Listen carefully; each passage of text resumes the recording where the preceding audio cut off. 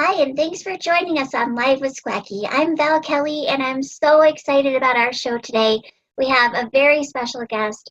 Her name is Rachael Messer, and Rachael is an amazing voice actress, and it's such an honor to have her on our show today. So, Rachael began acting in college and received her Bachelor of Fine Arts degree in theater performance. And since then, she's gone on to perform hundreds of characters on stage, screen, and in voiceover. And so it was really an exciting idea for me to have her on the show because she's someone that I've kind of been, kind of watching her career over the years expand and grow. And I always love to have the chance to talk to people that are really doing great things in the industry and be able to share it with you guys. So thanks so much for joining us today, Rachael. Oh, thank you for having me. So let's start by having you tell us about your background and how you got started in the voiceover industry. Sure. So I was a theater major in college. I started around my junior year. I realized that the market for actors may be a little harder than I imagined. I had friends who were, at the time I was mainly just theater acting, and then I was also doing some film here and there. Film really wasn't my favorite. I still do it on occasion, but I am actually very insecure about seeing myself on film. It just bothers me for some reason. I'm trying to get over it. But so I didn't want to really go into film, and then the only other option that I thought was theater. And I had friends who were on Broadway and in New York, and they still had to have a second job, not because Broadway didn't pay very well, but because New York was just so expensive to be a part of and to live in. So I was talking to my friend, more so complaining or worried, and I was like, I don't know what I should do. I don't know what I want to do if I want to go into film, and I don't know if I can survive in theater. I don't know. And they just said, well, you do a lot of weird voices, so why don't you just do voice acting? Which I chose to take as a compliment because otherwise it would be sad. So I was like, okay. And I went back to my dorm room and I Googled voiceover auditions. And at the time there was a website called Voice Acting Alliance. And I got on there. I got on a couple others.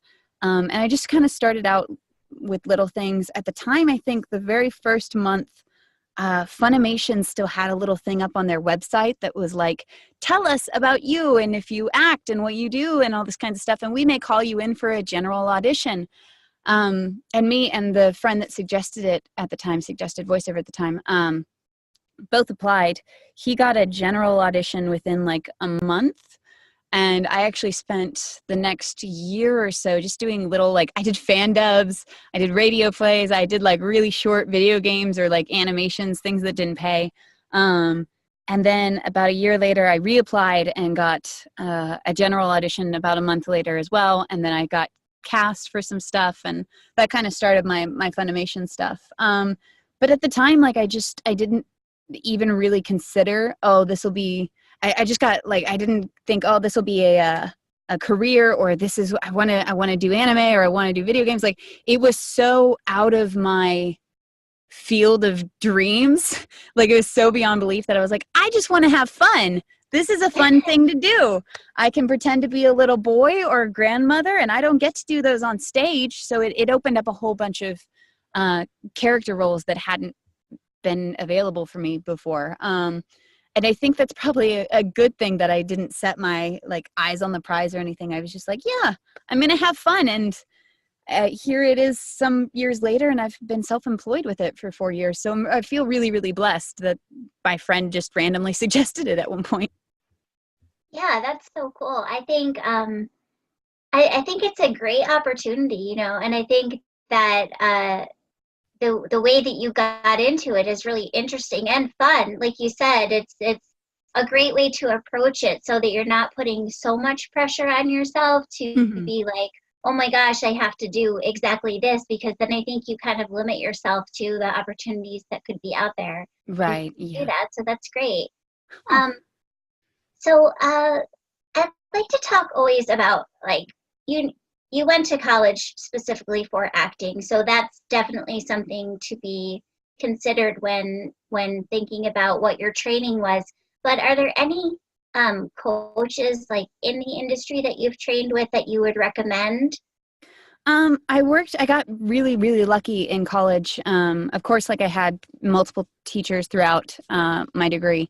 But I was really, really lucky to work with Olympia Dukakis at one point. I won this, you had to audition to be one of the people that got to work with her, and she would coach you and give you feedback. And that itself was a huge moment. I actually, like, I didn't bring anything to sign. I felt so like embarrassed. And luckily my friend gave me a piece of paper, and she was just so very sweet. And she really knew what she was talking about, like, obviously. I also worked with a singing coach early. Like I took singing. I always recommend to my students and just to anyone getting into voiceover to like look at other classes, because it's not just, I think a lot of people focus on the acting, and that is a huge part of it, but there's also like the vocal training of things. There's the fact that you are running a business. So there's the self-employment side of things. There's the marketing side of things. Like there's so many options out there. And even you can get into the entertainment law type of, situation over there.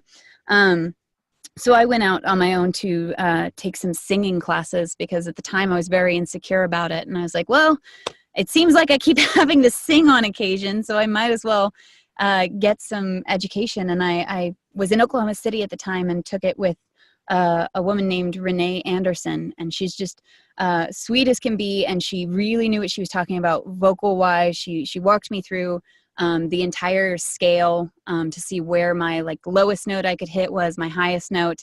That gave me a framing, especially going into voice acting, of what my register can hit, what I can do, how to mix different characters, all that kinds of stuff. So those two for sure have been wonderful experiences. And I recommend Renee to a lot of my students, just because she's, I'm from Oklahoma originally, and it's just one state above where I'm at now. So it's, some people can make the drive to her. Oh, that's really cool. Yeah, that's definitely something I've thought about, is doing some actual formal singing lessons, because it's funny, a lot of the things that I book are for singing, like talking toys and stuff like that. I always Oh. have to sing. Mhm. Um, some of the, like, I think all of the toys I've done for Hasbro I've had to sing for, and I don't have any formal vocal, like singing training, but at the same time, it's like, I guess I can carry a tune enough to, like, I don't know, meow in character. So, you know what I mean? It's like, it's That's so kind of cute. funny. It's so funny, like, what you have to do for those, well, for different characters, but it's funny Yeah. for toys, like, what you have to do is, like, they'll be like, okay, we need you to meow this song. And you're like, okay, this is weird, but I think those, the other day I had to record Scream Like a Bear. oh my And they were like, we God. don't know if we'll use it or not, but let's go ahead and see what you can do. And I was like, cool. The other one was like for Realm Royale. It was like you had to balk like a chicken, but bravely, and then like a scared clucking, and then like a dying cluck. And I was like, I was not aware chickens were a part of this. I did not brush up on my chicken skills today. That's so funny. Like, I don't know what I would do if they said scream like a bear. Like, how do you even I just made scream? it really guttural and like, so I talk about this in some private lessons. Of course, there's like, and this is part of why singing lessons comes in handy, is it teaches you to really rely on your diaphragm, and belting kind of is like yelling on pitch or in tune.